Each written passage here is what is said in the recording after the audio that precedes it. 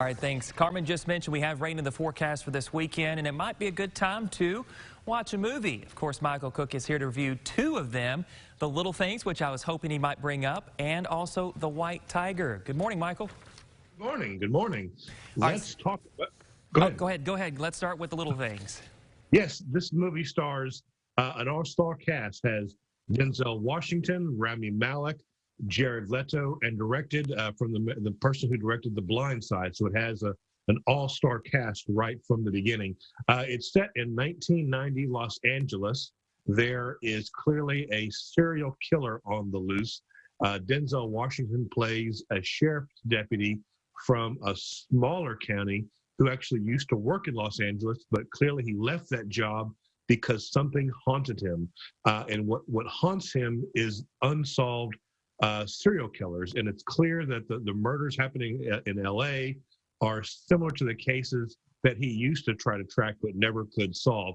Rami Malek is the up-and-coming detective who replaced him, and they start off as kind of a little bit adversaries, but of course, like all buddy cop movies, have to start to work together and develop a bond and friendship.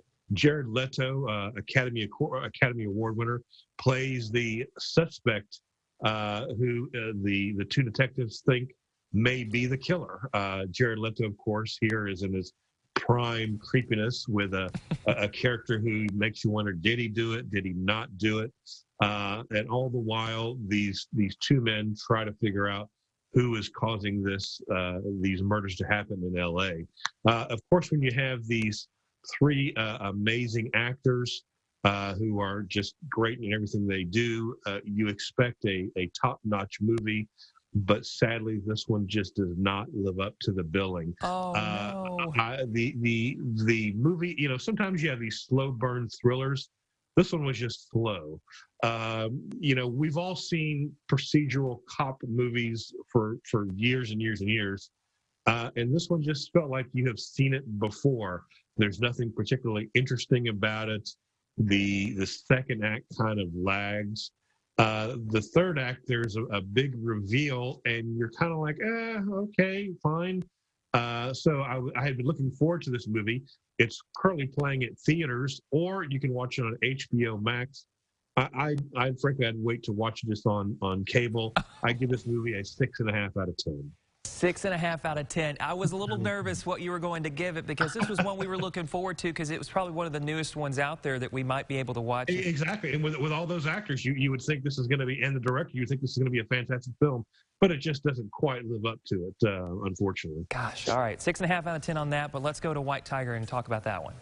This movie is on Netflix, just came on there a few days ago. It's set in modern-day India. It tells the story of a young man who is caught in their caste system, which basically means if you're born poor, you are going to be poor, and society regards you as less than worthy. This young man who he is incredibly smart. His teachers call him the White Tiger because they think he has that once in a generation smarts. Unfortunately, he is forced into servitude, and but somehow comes up with a way to break out of his caste and try to make himself better by becoming a driver for a very rich family. This young man, you admire his smarts and his hustling skills, but frankly, he's also ruthless and willing to do things that you're just not particularly happy about. This movie does a fantastic job of covering India's class system, and how the rich are rich and the poor will always be poor, and how the rich dominate the poor in that particular country. It's very well acted, very well put together, but also don't be mistaken, this is not a particularly feel-good movie at times. This is not a Slumdog Millionaire. In fact, this movie makes it a point to make fun of it a little bit. But I thoroughly enjoyed it. The acting was wonderful. The story was well told. The cinematography is fantastic. I give this movie an 8.5 out of 10. All right, 8.5 out of 10 for White Tiger, 6.5 for The Little Things. So we might be watching a different movie now if we could take a look at this for this weekend. All right, thanks, Michael, so much. That's all the time we have for it. Of course, we're going to have much more Good Day coming up. But Rance, what do you got?